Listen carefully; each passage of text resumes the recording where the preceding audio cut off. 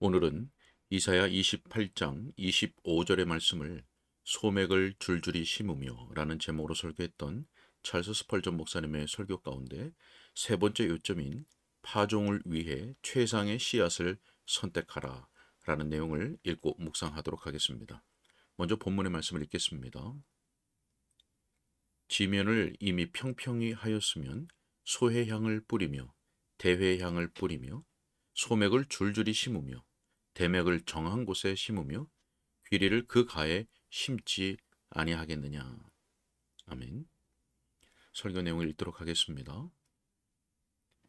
자, 세 번째 교훈을 배우도록 합시다. 그 농부는 밭에 파종할 때 으뜸 가는 소매, 즉 최상의 씨앗을 선택했습니다. 자, 여기에 이 본문에 또 다른 의미가 있습니다. 즉, 농부는 파종을 위해 씨를 따로 떼어놓을 때 그는 찌꺼기 곡물이나 최악의 곡식을 고르지 않았습니다. 만약 그가 분별 있는 사람이라면 그는 자신이 얻을 수 있는 최상의 종자를 뿌리기를 원합니다.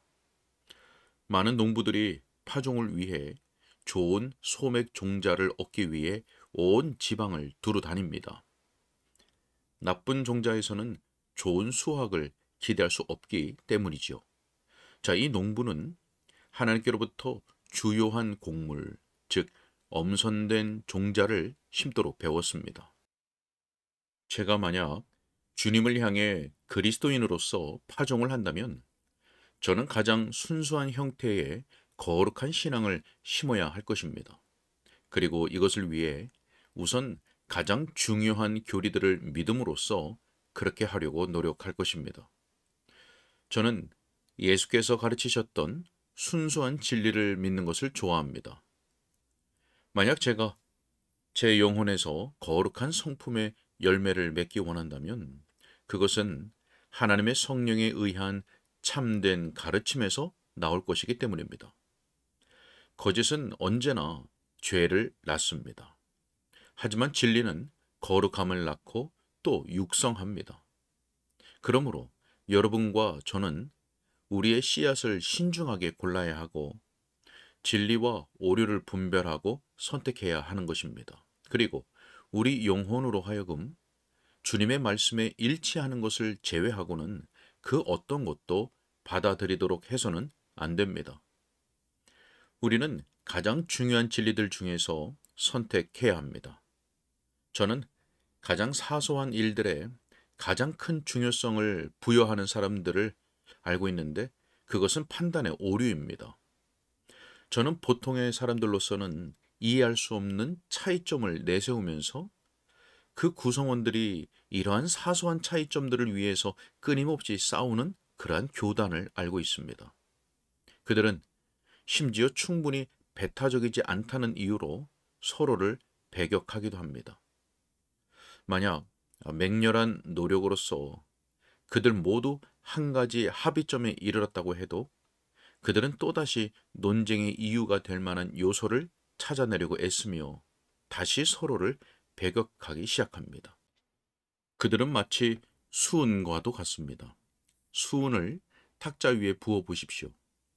그리고 그것이 미세한 방울들로 어떻게 나뉘는지를 보십시오. 그것은 분리되고 또 분리됩니다. 의심의 여지 없이 그들은 매우 꼼꼼하고 식별력 있는 사람들임에 틀림없습니다. 하지만 그들은 소회향의 문제를 두고 싸우며 소맥은 까마귀들에게 맡겨두고 있습니다. 저는 그들의 정신에 전혀 공감하지 않습니다. 의식에 쓰이는 유리병들과 나팔들을 두고 논쟁하려는 자들과 달리 저는 주로 그리스도의 보혈에 관한 교리와 대속의 영광스러운 진리를 전할 것입니다. 이 교리들이 중요한 곡물, 즉 소맥이며 따라서 이런 것들이 우리의 밭 고랑에 뿌려져야 하는 것입니다. 자, 다음으로 우리는 가장 고귀한 본보기들을 뿌려야 합니다.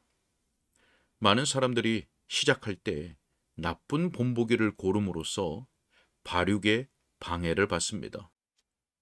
그들은 예전에 유명한 아무개씨를 모방하며 잘하면서 놀랍게도 그를 닮아갑니다.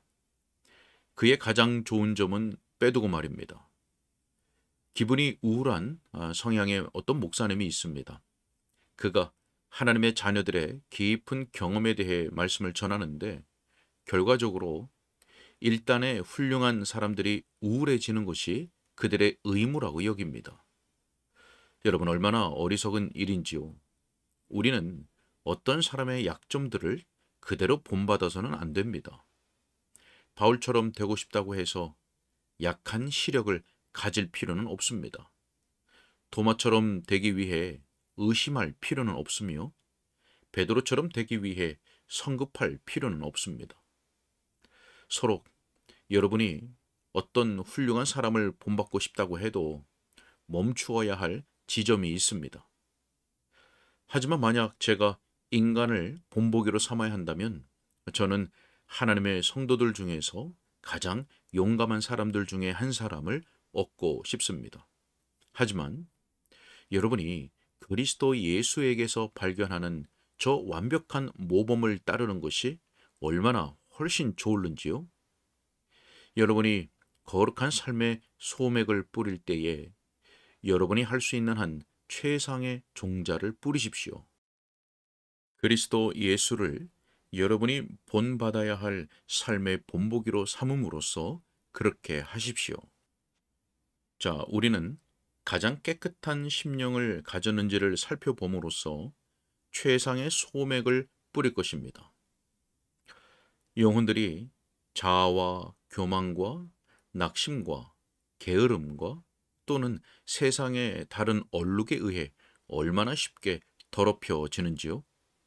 하지만 그리스도 예수의 영 안에서 하나님을 향해 살려고 노력하는 것이야말로 얼마나 대단한 일인지요?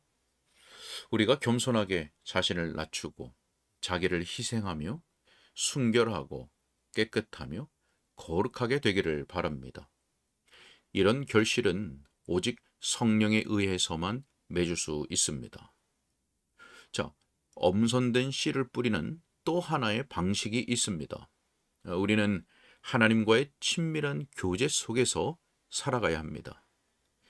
이 예배가 시작되기 전에 작은 모임에서 어느 귀한 형제가 다음과 같이 기도했습니다. 우리가 받을 수 있는 만큼의 은혜를 받게 하소서. 하나님이 우리 속에서 일하기 원하시는 모든 일들을 우리에게서 이루소서. 주께서 우리에게 행하기 원하시는 일이라면 그 어떤 일에서도 우리가 주님의 방해가 되지 않도록 이끌어 주소서. 자, 이것이 우리의 소원이 되어야 합니다. 우리는 가장 높은 형태의 영적인 삶으로까지 올라가야 합니다. 만약 여러분이 소맥을 심는다면 최상의 소맥을 얻으십시오. 경건의 수준은 다양하며 영혼의 상태도 다양합니다. 또한 각기 다른 수준의 신학 체계가 있습니다. 최상의 것은 언제나 저에게 충분히 유익합니다. 저는 여러분에게 얻을 수 있는 최상의 것에 모자라는 것으로는 만족하지 말라고 호소합니다. 젊은이들이여, 만일 여러분이 기독교 신앙의 길을 가기 원한다면 철저하게 그 길을 가십시오. 만약 여러분이 마귀를 섬기기 원한다면 그를 섬기십시오. 그는 매혹적인 주인입니다. 그가 지불할 삭을 기억하십시오. 하지만 여러분이 그리스도를 섬기기 원한다면 마치 여러분의 주님을 부끄러워하는 것처럼 세상에서 숨어 다니지 마십시오. 여러분이 그리스도의 것이라면 여러분의 모습을 나타내 보이십시오. 여러분이 그토록 위대하신 대장에게 합당한 사람이라면 여러분의 군복을 착용하십시오. 그분의 깃발 아래로 모이십시오. 그분의 나팔 소리에 응하여 모이십시오. 그리고 일어서십시오. 예수님을 위해 일어서십시오.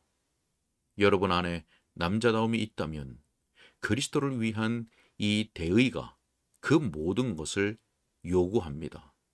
그것을 나타내십시오. 하나님의 성령이 그렇게 하도록 여러분을 도우시길 빕니다. 아멘. 오늘은 여기까지 읽겠습니다.